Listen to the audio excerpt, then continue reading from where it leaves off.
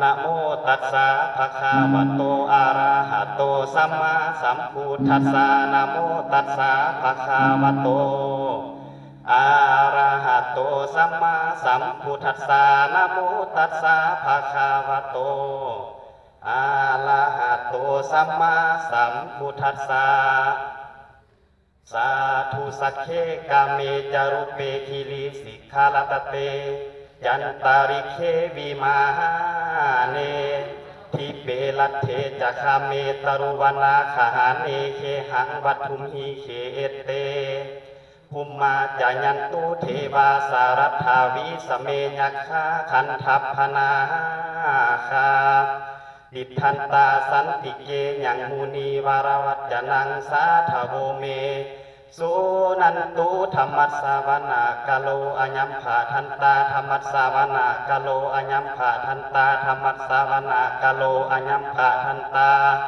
สาธุปวงขาทั้งหลายของทางยิ่งสายหน่อยใหญ่ขออาราธนายังเทพพญาดาเจ้าทั้งหลาย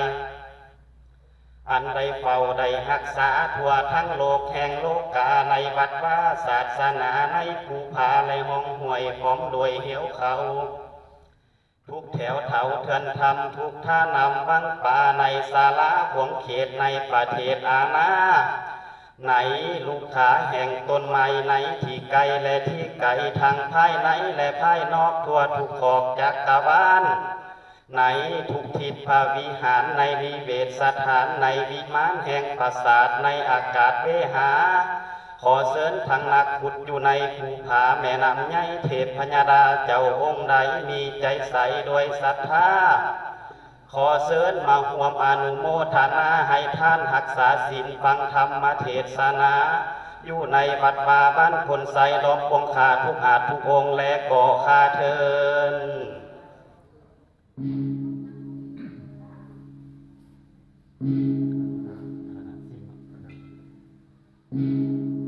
นะโมตัสสะภะคะวะโตอะระหะโตสัมมาสัมพุทธัสสะนะโมตัสสะภะคะวะโตอะระหะโตสัมมาสัมพุทธัสสะนะโมตัสสะภะคะวะโตอะระหะโตสัมมาสัมพุทธัสสะสาธุกัสสะมะยังพันเตวิสุงวิสุงรักขณาทายาติสรเนนะสหปัญจศีลานิยจามาปุติยัมปิมะยังพันเต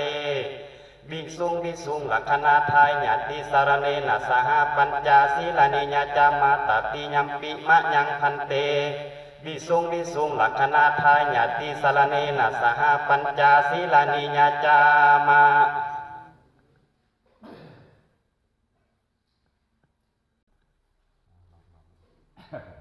เอาเกียบถวาย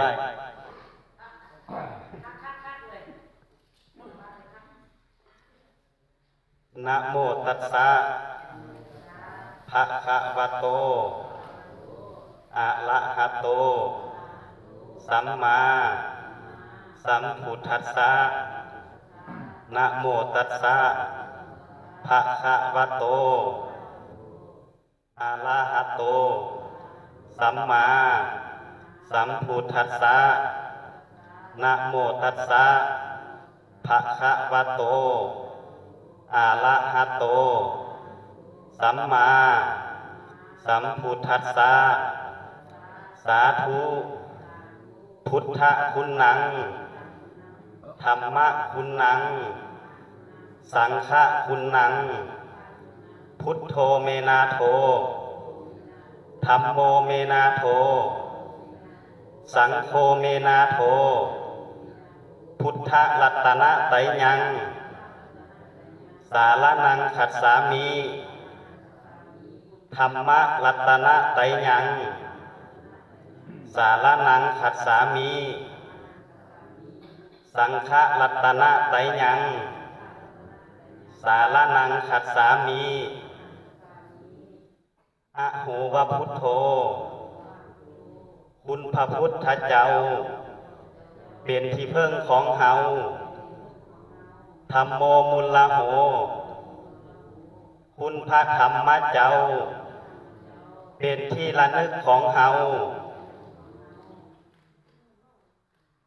สังโฆมุลลโหคุณ ระสังฆเจ้าเป็นที่เคารพของเฮาอนาคเตกาเลพวกหมู่ข้าน้อยทั้งหลายมีใจเลื่อมใสยินดีให้ทานทานให้ครอง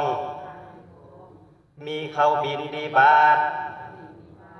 กับทางภัตตาหารและเครื่องบริวารทั้งหลายเหล่านี้ขอให้เป็นวัตถุทานอันบริสุทธิ์ขอให้สิ้นไปแห่งอาสวะกิเลสเครื่องดองสันดานในอนาคตการเบื้องหน้านั้นเทินสาธุสุทธินังวัตตเมทานังทานังเมปาลิสุทธังอาสาวะพะญาวะหังนิพพานาสังคตังโหตุทุติยัมปีสุทธินังวัตตเมทานังทานังเม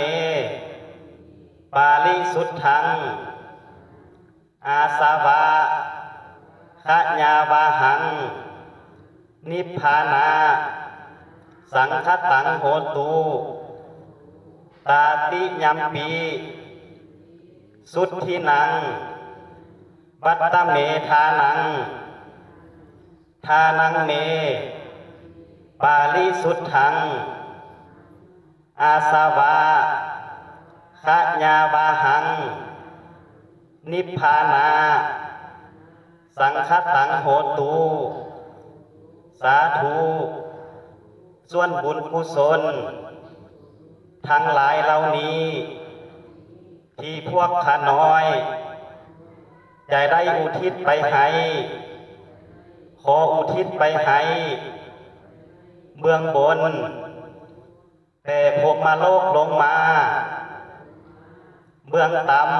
ำแต่อเวจีขึ้นมาตลอดหอดอนันตจักรวาลเป็นขอบหมายมีบิดามารดาบุตรีบุตตาสามีภรรยาญาติกาวงศา